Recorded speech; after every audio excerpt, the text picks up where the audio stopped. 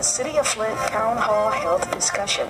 Your questions may be called in at 239-5733. 239-5733. Here's your host. Good afternoon, Flint, and to the listening audience. This is Mayor Karen Weaver, and I am so happy to be here with you this afternoon. We talked about a series of radio town hall meetings, and here we go, ready to start. First, let me just talk about the purpose of the town hall, this radio town hall. We are going to be hosting a monthly series of radio town halls on WFLT 1420 AM Flint, Michigan. And we will have experts that will provide information and answer health-related questions for Flint residents and the WFLT listening audience. One thing we know is that as residents face uncharted territory and we're trying to cope with what's happened, we as a system are having to change and adapt. And that requires better communication between residents and my office, and that's what we want to have happen. We also have some future town hall dates that I want you to write down so you can be part of those and listen in. The ones that are coming up will be Tuesday, May 2nd from 12 to 12:30. The next one will be May 9th from 6:30 to 7. And then May 16th from 6:30 to 7 p.m. And the topics and the featured health experts will be announced. But we will be having a series of these, so we hope you can tune in for those future dates. With me, I'm really excited to introduce the co-host, Dr. Pamela Pugh, who is the Chief Public Health Advisor for the City of Flint. One of the things we know we needed was a voice at the table as far as what was going on with public health. We talked about having a water crisis, an infrastructure crisis, but most of all, we knew we had a public health crisis. And so it was important that we got somebody at the table to be the voice for the City of Flint who had expertise in the area of public health. So we were able to bring Dr. Pamela Pugh on through the help of the Ford Foundation, and she has just been a tremendous blessing and asset to my staff. So as a first step in addressing various health concerns for residents, that was the reason she was hired. She's going to be a liaison. That's what she is between the City of Flint and residents. She's looking at monitoring the health data and doing a much better job with that before, with what we had in place prior to her coming. We're going to be looking for areas of disparity. And really, she's here to help me and help us all address systemic issues that lead to adverse health outcomes. And so with that, Dr. Pugh, I am going to turn this over to you because I know you want to talk about today's discussion.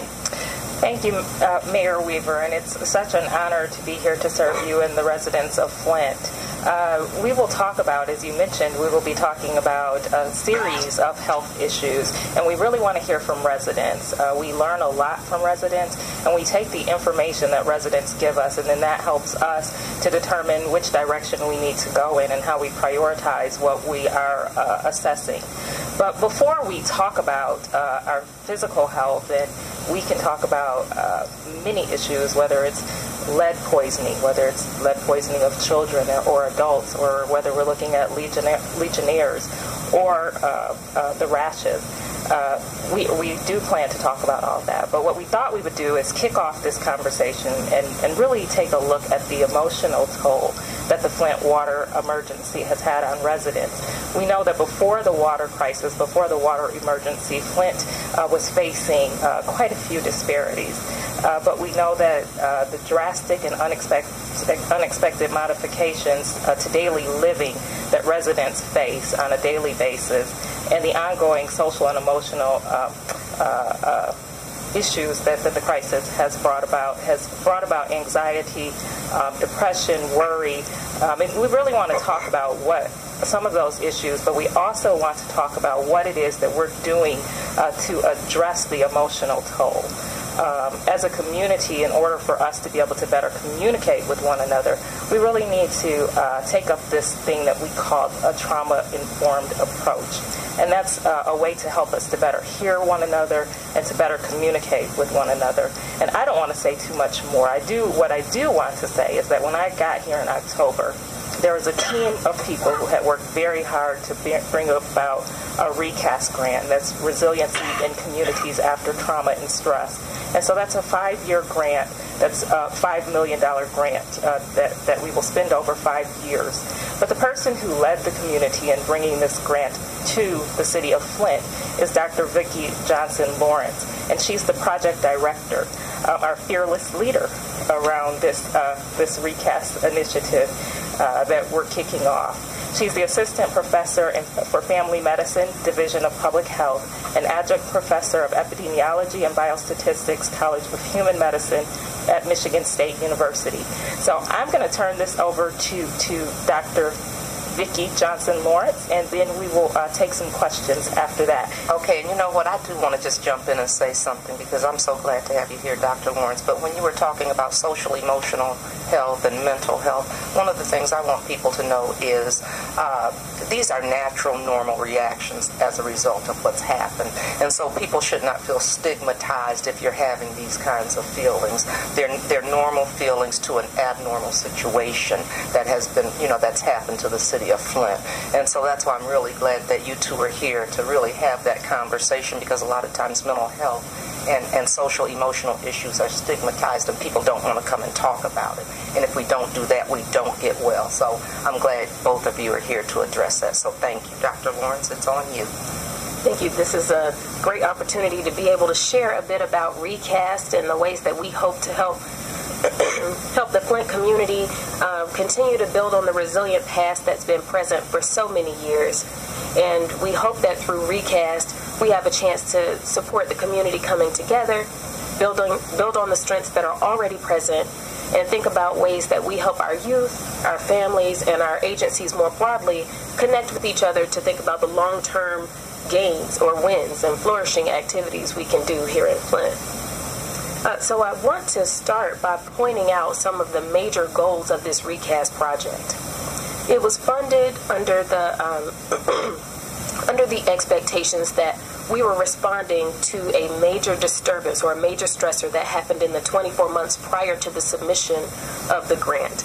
And for us here in Flint, that meant the response to the water emergency. But we realized that that was in combination with the history of concerns that residents have put forth and vocalized for the last several years. So in this project, what we hope to do is think about how we can come together and deliberately use a community engagement model and build a trauma-informed community that thinks about empowerment in Flint long-term.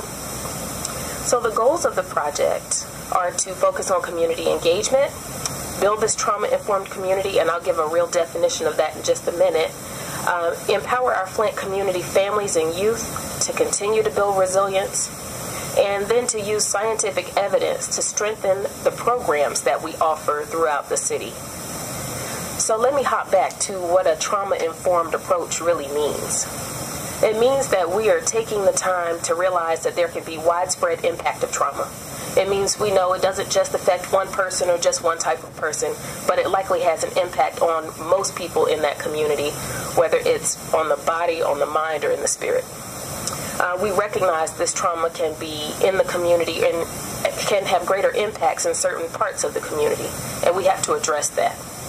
We respond by thinking about trauma in our policies. So that means when we have multiple organizations working together to provide a service, they're all working together to support that resident or to support that individual instead of supporting simply some other policy efforts or just meeting the goals of the organization. It's about the persons. It's about the residents.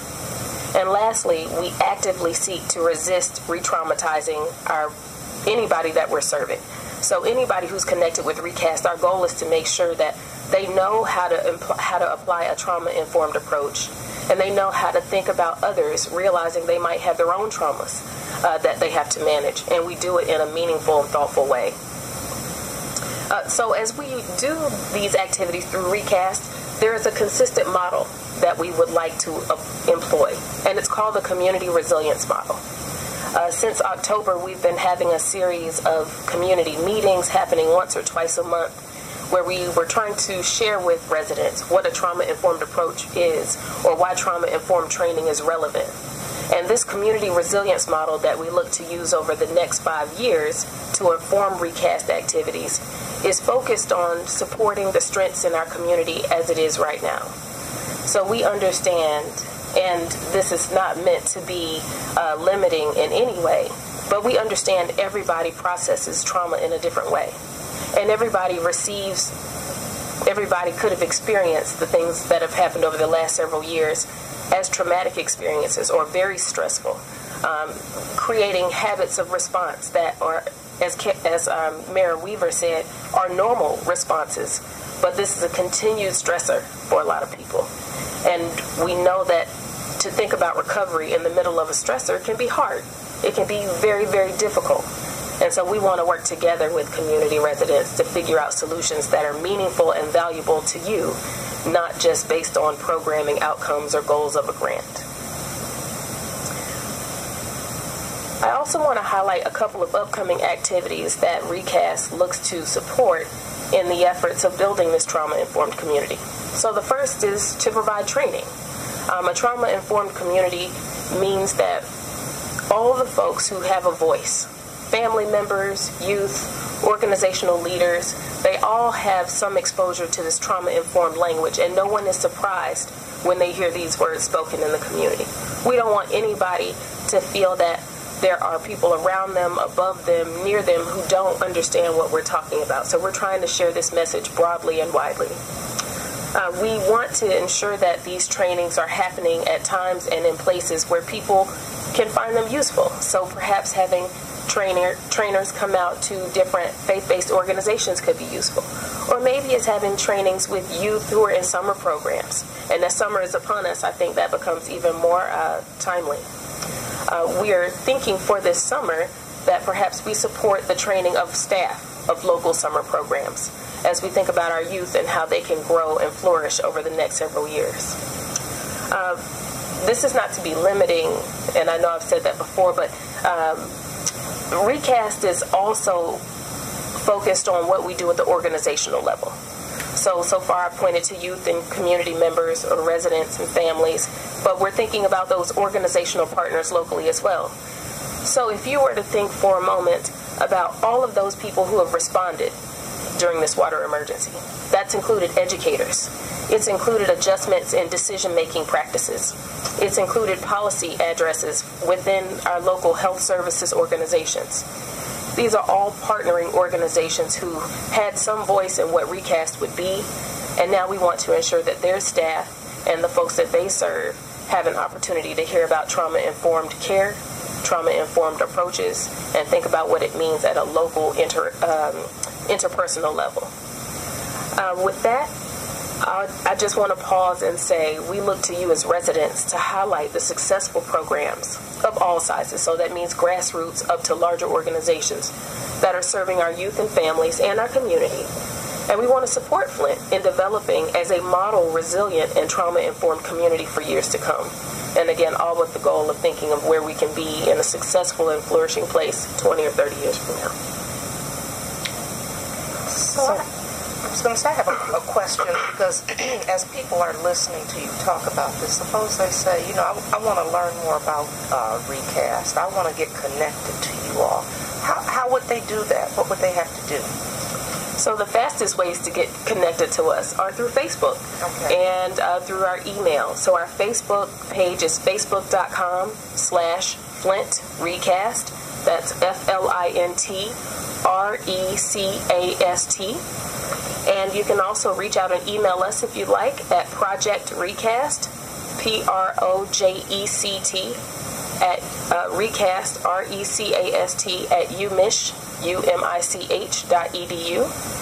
Those are definitely the two fastest ways to get us, but anytime you see us around, I'm happy to answer questions and happy to come out and share informational trainings about what ReCAST is doing. Happy to present information about this community resilience model and how we see it going widespread across the greater Flint area. Okay, that's good. Thank you. Thank you. And I don't know if we have any callers, but we would love to have your calls to call in. And I guess I was going to ask if you could just talk to some of the adults that are listening right now as far as making resilient youth. Are there some things, we know that we're going to be doing some trainings through ReCAST, but what can adults do to help support this resiliency that we're talking about? What kinds of things can they do for their young people? As we respond and take care of our young people, and I'm saying this as a mother to 3 small kids, I think it means that we have to be compassionate to their needs and realize that we might be dealing with our own concerns just as our youth and our children are dealing with theirs. So hearing each other, I think, is one of the most important pieces of using this trauma-informed approach, and that's just as a regular community member moving about. In other ways, if we wanted to talk about what might happen through school connections or family connections, it's empowering your youth to think about themselves 20 or 30 years from now and not just for tomorrow. So I would say that includes thinking about summer programs that build them up, thinking about activities that support their emotional well-being, and maybe that means confidence-building activities. Me personally, my kids participate in a number of activities, some that help them focus and some that help them be more expressive. So they do some music, but they also have their school-based work that pushes them to stay on point. I think it will, for me, it's being attentive to the needs of your youth and finding ways for them to express themselves in healthy ways that will likely be of greatest benefit. Okay. And we're really excited about the programs that we're bringing about that will keep the youth active. But I think about, I recently, a few years ago, I had a young cousin who was in grade school, maybe about the 4th grade, and he had lost his older brother. And he had an outburst on the bus.